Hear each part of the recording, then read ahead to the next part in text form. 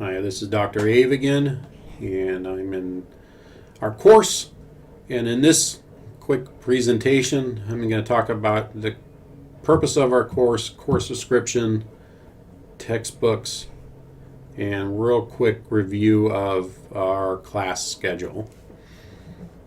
And so the purpose of this class, as I have here in our course, let's go ahead and read this. The main purpose of this class is to teach students how to use research to inform the way that they provide athletic training services.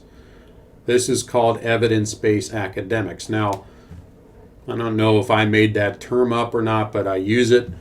We're using evidence-based practice in our clinical care, and so I was thinking through that, and we should use evidence-based academics in our coursework. So the evidences that are used are the various types of literature, and we base our athletic training services on the findings and conclusion from literature. So it's like evidence-based medicine, evidence-based practice. In our courses, we use the evidence to base what we write in papers on the evidence, because the research findings, the conclusions of research is what we should base our conclusions and findings for our papers. In the end, each student should become what I call a scholarly athletic training practitioner. And that's kind of the purpose of this class, is to get, for this class, for the 580 class, is to first teach you, as I said in one of the other videos, to teach you the bones of research methods. So the course description is this course is designed to introduce post-professional athletic training students to common research methods used by athletic training professionals. So in the coursework, we're going to focus on how to conduct the research, identifying variables, developing of a research question, purpose statement, and ethics in research. So we're going to go through a lot of different research methods. So we're going to go to the syllabi. Well, let's talk about the textbook first before we go to the schedule. So I had a picture in the class of our textbook. The textbook is by Thomas, Nelson, and Silverman, 2015. Research Methods in Physical Activity, the 7th edition. You can get the 6th edition if you don't want to buy the most current edition. That's fine. I even don't have a problem if you use the 5th edition of this text. This book you'll be actually both these texts. Both text you use for both 580 and 590. Yes, it's research methods and physical activity. You'll see in all our readings, they're talking more about PE or strength and conditioning and those type of things. There's really not a good athletic training research methods book out there yet. There's some good evidence-based practice books, but that's nothing that I like in athletic training. I think for research methods book, this is probably the most understandable book that I've read out of the multiple research methods books in the various areas. And then the other book we're going to use for our devotional discussions is by Gordon T. Smith, Courage and Calling, Embracing Your God-Given Potential. And I'll talk about those in one of the other presentations.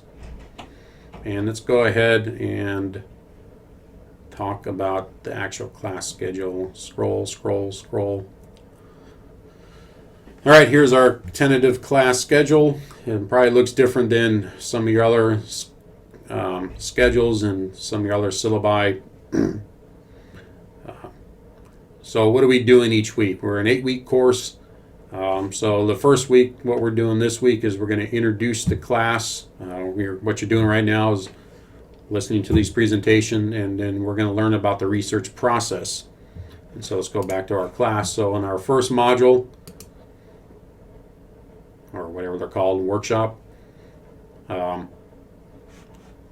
provide each one of these weeks to have a heading of what we're doing for the week, and then and here you have a lesson of material. I recommend that you read all these stuff that I wrote here. You'll see in here that I discussed that you're going to see that the videos are from my class that I teach at Fresno Pacific University, and I explain a lot of stuff here, so I don't want to rehash it, but and I talked to Dr. Foster about this, and he was fine with it. So these videos are all embedded in the class, and you can watch them, or these first two you watch, and then I have three, I guess. Then I have hyperlink things here, so you should be able to open those. If you have any problems, open them. You can go to doc sharing. I have them in there too. Those are the PowerPoint slides and different articles that I discuss. So then you'll go through that particular activity, or then go to Learning Activity 1. And then I've provided you information here. What you're going to do, this is the threaded discussion or forum. In this first one, I want you to think about a research topic that you're interested in. We'll get you start thinking about your final paper in the 590 course. And then we'll do a devotional discussion, which I'll talk about in another presentation. So then week 2, we have our next topics and our chapters, and you'll see we have these learning activities. Now, the learning activities are smallish activities, meaning small, like 10 points, that are designed to help you learn more, understand the topics that we're going over each week. So the first week is what is the research process. Second week is how do we develop a research problem and research question, hypothesis. And when you talk about ethics in week 2, then from week 3 through 7, we're going to go through the different types of research methods that are taught in our textbook. And the other thing that you'll see in the class is that you'll have a midterm examination and a final examination. Both the midterm and final examination are worth 100 points each. Both the midterm and final examination have 2 parts. One part of both midterm, I'm just going to say exams, have an in-class examination, whether it's multiple choice questions, usually about 30 or so questions. Those questions are taken from the test bank from the textbook. It's open book, so you have access to your book, and you have 2 hours to complete that examination. And then there's a take-home portion of the examinations. And the take-home examination are more like these learning activities that you'll be doing in class. And then you'll have basically the whole week to complete the learning activity, the midterm and final. You have a specific due date on those exams, and so you have to get both exams done by whatever Sunday that date is, the 31st of January, and week 4, and February 26th for the final.